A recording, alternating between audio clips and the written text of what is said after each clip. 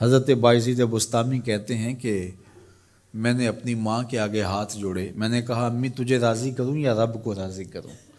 تو اپنے حق مجھے معاف کر دے، اللہ کو میں راضی کر لیتا ہوں۔ ماں نے کہا جاؤ پتر میں اجازت دیتی ہوں۔ گئے جنگلوں میں ذکر و فکر میں لگے رہے، تنہائی میں اس کو یاد کرتے رہے، دن رات ذکر کے چراغ روشن رکھے۔ 12 سال گزر گئے حق کی تلاش میں۔ ایک دن واپس بستام کے قریب سے گزر رہے تھے، خیال آیا چلتے چلتے ماں کو سلام کر جاؤں۔ دروازے کو دستک دینے لگے تو اس خیال نے ہاتھ روک لیا کہ ساری زندگی ماں کو سکھ تو دیا کوئی نہیں، اب دکھ بھی کیوں دینے لگے ہو؟ رات کا ایک پہر بیت گیا ہے، سردیوں کی لمبی رات ہے، ماں بستر میں لیٹی ہوگی، تیرے لیے اٹھے گی، دروازہ کھولے گی۔ دروازے کے ساتھ ہی لگ کے بیٹھ گئے اور ساری رات کاٹ دی، اس خیال سے کہ ماں کو تکلیف نہ ہو۔ جب سحری کا وقت ہوا تو اندر سے جو نالی آتی تھی اس نالی سے پانی آیا، سمجھ گئے میری ماں تہجد کے لیے اٹھی ہے اور وضو کا پانی ہے، تو فوراً دروازے پہ دستک دی۔ اندر سے آواز آئی بیٹا بایزید میں ابھی آئی۔ مائیں بیٹوں کے دستک کے انداز سے جان لیتی ہیں یہ کس بیٹے کے ہاتھوں کا لمس ہے۔ 12 سال کے بعد آئے، دستک دی، کہا بیٹا بایزید میں ابھی آئی۔ ماں کی تو نگاہیں ہی دروازے پہ رہتی ہیں۔ اللہ اکبر۔ کہتے ہیں کہ ماں نے دروازہ کھولا، 12 سال جنگلوں کی خاک چھانتے بیت گئی تھی، پراگندہ صورت، بکھرے ہوئے بال، پھٹے ہوئے کپڑے۔ میری ماں کی جب نگاہ میرے پہ پڑی تو اس کی چشمان سے موٹے موٹے آنسو ٹپکنے لگے، اور اس نے ایسے ہاتھ پھیلا کے کہا مالک میرا بیٹا بایزید تیری طلب میں نکلا تھا، تو نے ابھی تک اسے اپنا قرب نہیں دیا۔ حضرت بایزید بستامی کہتے ہیں 12 سال کی ریاستوں سے جو کچھ نہیں ملا تھا ماں کے اٹھے ہوئے ہاتھوں سے مل گیا۔ میں نے کہا مالک میں تجھے کہاں ڈھونڈ رہا ہوں، تو کہاں موجود ہے؟ تو ماں باپ کی رضا اللہ کی رضا کا دروازہ کھولتی ہے۔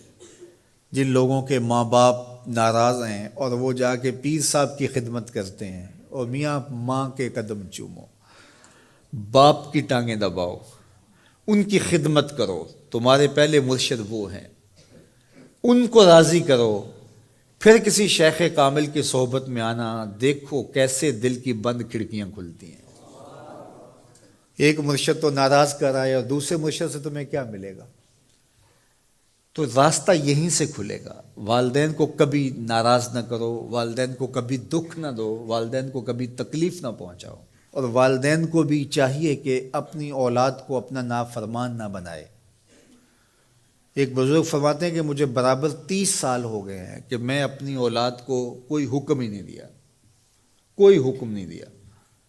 کوئی چیز مجھے چاہیے بھی ہوتی ہے تو میں بصیغہ امر نہیں کہتا، بلکہ ایسے ہی بات کر رہی ہوں۔ پانی چاہیے تو یہ نہیں کہتا بیٹا پانی لے کر آؤ، میں ویسے ہی کہتا ہوں پیاس لگی ہوئی ہے، تو اگر وہ سمجھ جائے اور وہ خود لے آئے تو اچھی بات ہے، لیکن اگر وہ نہ لائے تو میں نے اس کو حکم ہی نہیں دیا، امر ہی نہیں کیا، تو اس امر کی مخالفت ہی لازم نہیں آئے گی۔ تو کہا 30 سال برابر گزر گئے ہیں، میں نے اپنی اولاد کو حکم نہیں دیا کہ کہیں وہ میری نافرمان نہ ہو جائے، چونکہ اگر وہ نافرمان ہو گئی پلے کچھ نہیں رہے گا۔ جو اولاد ماں باپ کی نافرمان ہوتی ہے وہ ہوا میں بھی اڑیں، وہ چرخ پہ بھی جھولیں، وہ زمین پہ گرنے والی ہوتی ہیں، کبھی کامیاب نہیں ہو سکتی وہ اولادیں جو ماں باپ کی گستاخ، بے ادب اور نافرمان ہوتی ہیں۔